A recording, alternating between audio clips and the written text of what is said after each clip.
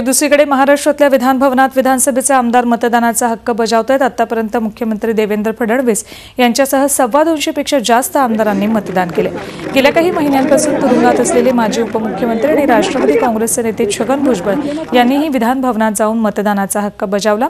तसंच सध्या तुरुंगात असलेले राष्ट्रवादीचे दुसरे आमदार रमेश कदम यांनीही विधान भवनात जाऊन मतदान केले।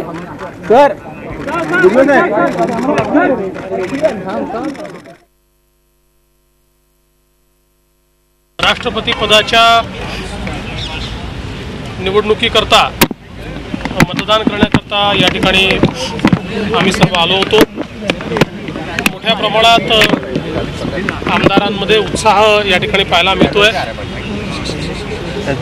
वोटिंग सकाळपासून आमदारांनी रांगा लावून केलेला आहे आणि NDAचे जे उमेदवार आहेत श्री कोविद साहेब यांना जास्तीत जास्त मतं महाराष्ट्रामध्ये मिळतील असा विश्वास मला आहे आणि प्रचंड मतांनी त्यांचा विजय होईल हा देखील विश्वास मला आहे।